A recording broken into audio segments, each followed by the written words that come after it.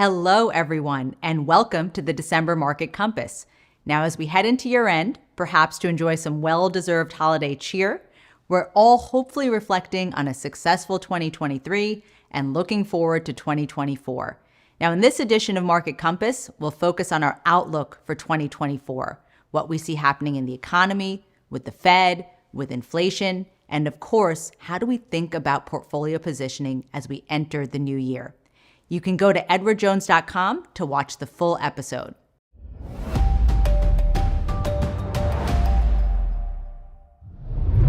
What happens with economic growth? The U.S. economy was quite resilient in 2023. Economic growth was at or above trend levels of 2%. Now, in 2024, we expect the U.S. economic growth to remain positive, but soften in the first half of 2024. Growth rates will likely fall to below 1.5% annualized. Now, we do believe that somewhat weaker consumption, lower government spending, and a cooler labor market will translate to slower growth. The consumer faces some challenges heading into 2024. Those include declining excess savings and rising credit card debt. In addition, we believe some loosening in the labor market may put downward pressure on wage gains. But on the positive side, a slowdown in growth could potentially support lower inflation and less need for further Federal Reserve tightening. Now, as we look toward the second half of 2024, we do expect the economy to gradually accelerate once again. We believe lower inflation rates, a Fed that is possibly signaling rate cuts, and better earnings growth will lead to improving economic growth later in 2024. And remember, markets are forward-looking. They can start moving higher even before economic growth stabilizes and improves. Does the Federal Reserve cut rates in 2024? Now, at the core of our outlook for the markets is the trajectory of Fed policy. We believe that after the most aggressive tightening campaign in 40 years, the hiking cycle is now complete. The Fed will likely proceed with caution, perhaps even signaling an extended pause and keeping that Fed funds rate at 5.25% to 5.5% early in the year. But we believe that easing inflation pressures, a cooling labor market, and a slowdown in growth will likely pave the way for interest rate cuts in 2024. In our view, the Fed will likely cut more than the 2 cuts it outlined at the November FOMC meeting, but perhaps less than the 5 to 6 cuts that markets have priced in. We believe that if the Fed funds rate is at 5.25% to 5.5%, longer-term neutral rates are closer to 2.5% to 3%, and inflation is moderating, then there's less need for the Fed to remain this restrictive. All this to say, we see a Fed rate cutting cycle emerging in 2024. Can inflation continue to moderate? The trajectory of inflation is another key driver of our outlook in 2024. Now, we've seen progress in 2023 thus far. Headline CPI inflation in the U.S. has fallen from a high of 9.1% in June of 2022 all the way down to 3.2% at the November reading.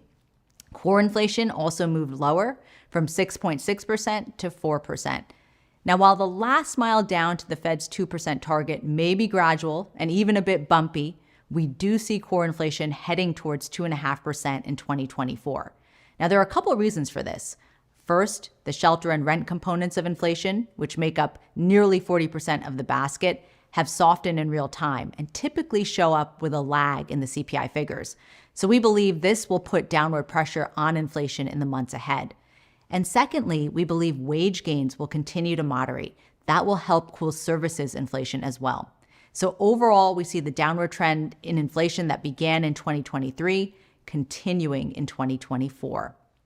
What does this mean for your portfolio in 2024? So after solid returns in 2023, we do see opportunities in both equities and bonds for 2024. Now, keep in mind, bear markets like the one we saw in 2022 are historically followed by positive returns. In fact, often these periods can last for several years. So how do we think about portfolio positioning as we head into the new year? For stocks, if a key theme in 2023 was narrow leadership with large cap technology or the so-called Magnificent Seven driving much of the gains, then perhaps we would view 2024 as the year when laggards play some catch up. So we recommend complementing growth investing with some of these lagging assets. That includes cyclical and value sectors, as well as small cap stocks, which could play some catch up in 2024. Now, with artificial intelligence still in the early innings of multi-year growth, we still view the space favorably, but we do see diversification beyond technology more critical to portfolio returns in 2024, especially as valuations are more favorable outside of these areas as well. And in bonds, we do recommend complementing your cash-like investments, including CDs, money market funds, with longer-term investment-grade bonds. These bonds can help you lock in these historically high yields for a longer period, and they may also appreciate as the Fed makes further progress towards its 2% inflation and over time cuts rates as well. Using volatility to your advantage. So as we look ahead to the next 12 months, we do expect 2024 to be a positive year in markets. But like any other year, it will have its share of volatility as well.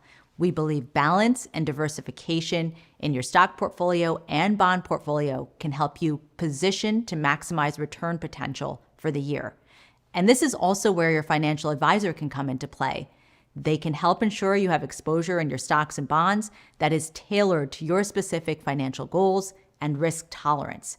At the end of the day, you can use market volatility to your advantage to rebalance, diversify, and add quality investments at better prices, ultimately to meet or exceed your long-term financial goals.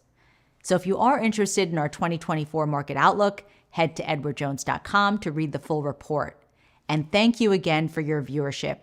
We wish you all a very happy and healthy holiday season, and we'll see you back here in the new year for the January Market Compass.